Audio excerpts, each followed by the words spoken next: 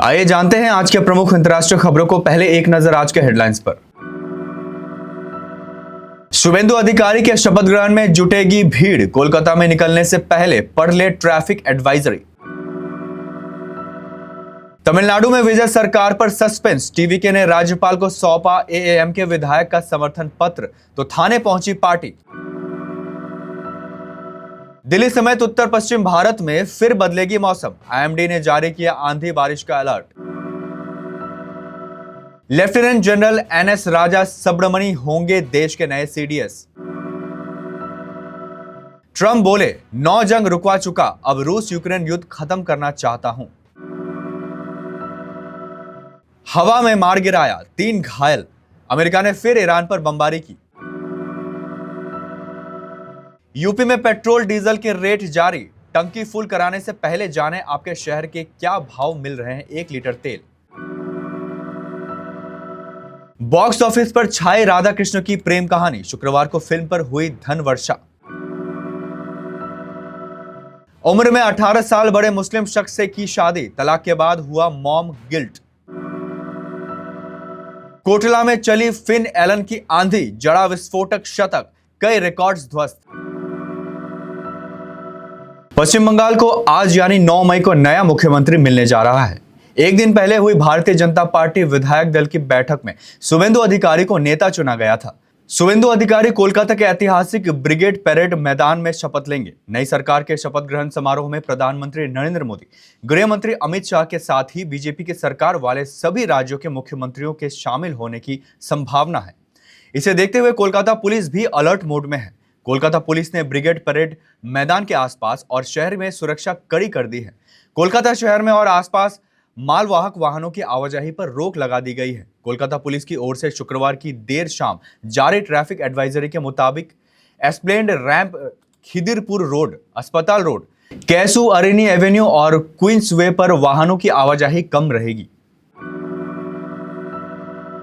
तमिलनाडु में विधानसभा चुनाव के नतीजों के बाद से ही राजनीतिक उठापटक जारी है।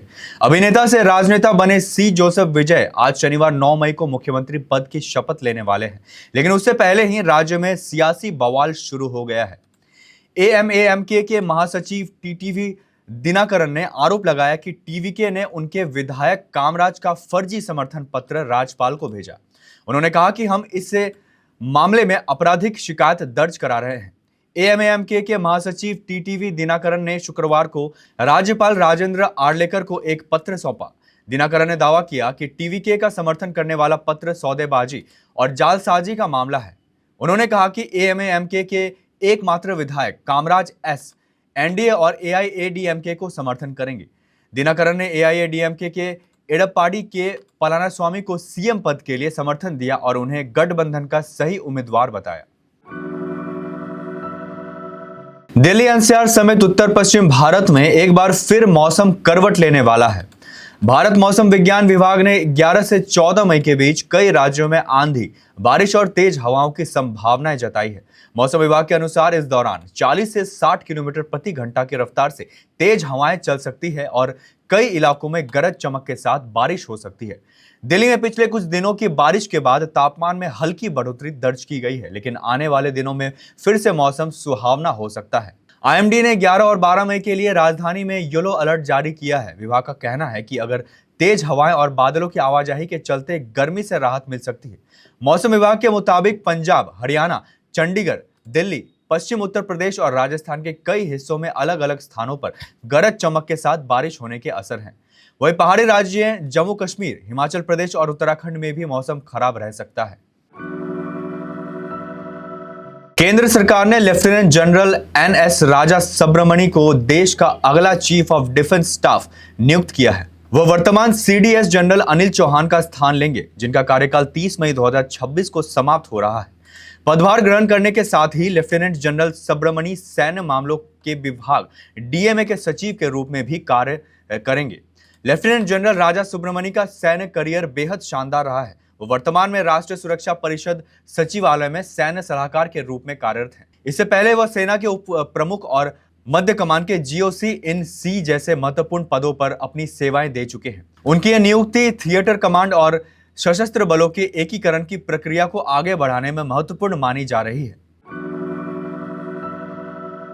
अमेरिकी राष्ट्रपति डोनाल्ड ट्रंप ने दावा किया है कि वह अब तक 9 अंतर्राष्ट्रीय संघर्ष खत्म करने में भूमिका निभा चुके हैं।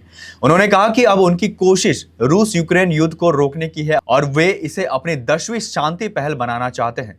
एक न्यूज एजेंसी के मुताबिक व्हाइट हाउस में वर्जीनिया रवाना होने से पहले ट्रंप ने कहा कि यह युद्ध द्वितीय विश्व युद्ध के बाद सबसे खतरनाक संघर्ष बन गया है और हर महीने हजारों सैनिक मारे जा रहे हैं।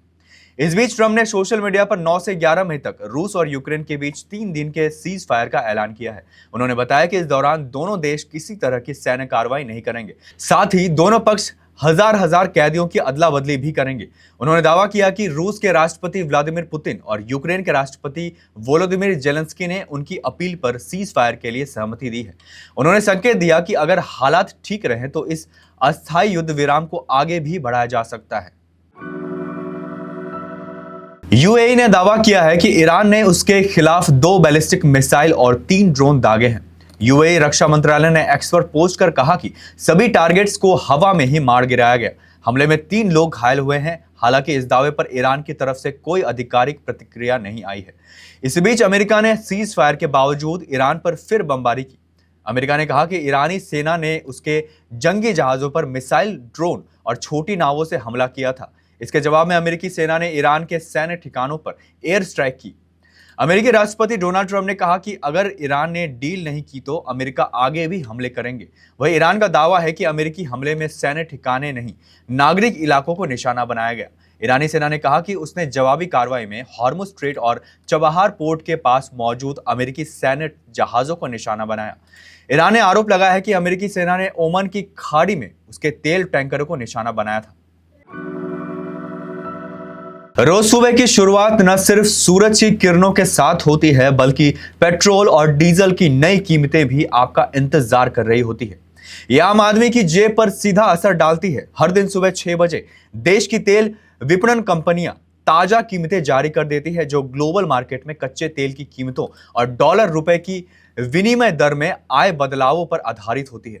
यह बदलाव रोजमर्रा की जिंदगी को प्रभावित करते हैं। यही वजह है कि रोज कीमतों की जानकारी रखना हर किसी के लिए जरूरी होने के साथ समझदारी भी है।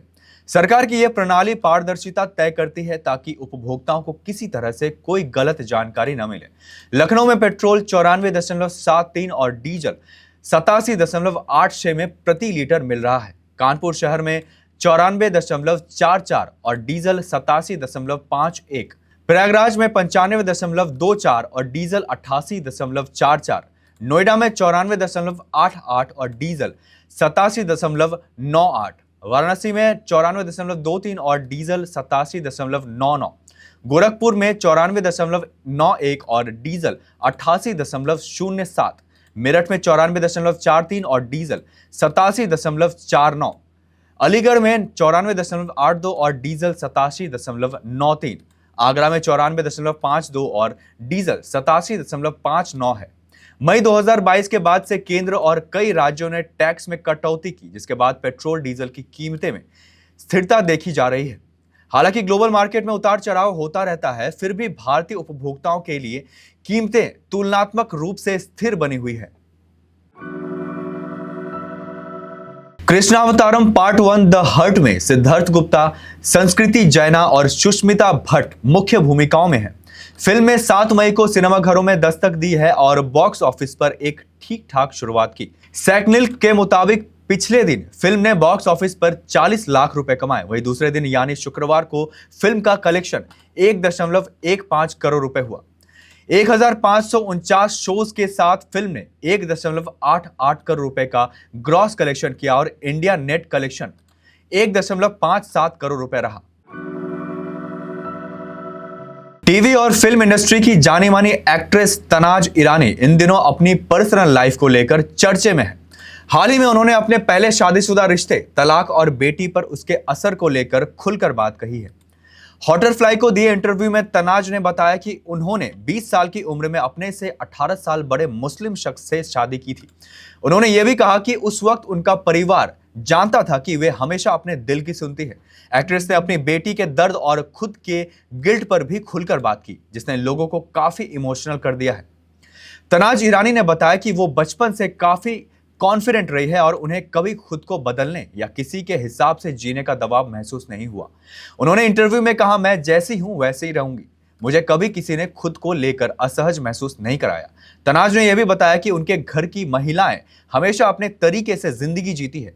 उन्होंने कहा, मेरी दादी काफी स्टाइलिश थी, घर की महिलाओं ने हमेशा अपनी जगह बनाई और पुरुषों ने उन्हें कभी रोका नहीं।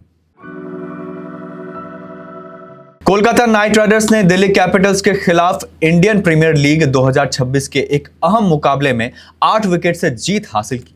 8 मई शुक्रवार को दिल्ली के अरुण जेटली स्टेडियम कोटला में आयोजित मुकाबले में कोलकाता नाइट राइडर्स को जीत के लिए 143 रनों का टारगेट मिला था, जिसे उसने 34 गेंद बाकी रहते अचीव कर लिया। कोलकाता नाइट राइडर्स की जीत के हीरो सलामी बल्लेबाज फिन एलन रहे। फिन एलन ने 10 छक्के और 5 चौकों की मदद से सिर्फ 47 गेंदों पर नाबाद 100 रन बनाए। एलन ने मुकेश कुमार की गेंद पर छक्का लगाकर न सिर्फ शतक पूरा किया बल्कि अपनी टीम को बड़ी जीत दिलाई। एलन ने अपनी इनिंग्स के दौरान विपरज निगम और कुलदीप यादव की जमकर धुनाई की। कोलकाता नाइट राइडर्स की पारी के 13वें ओवर में एलन ने विपरज निगम को लगातार 3 छक्के लगाए।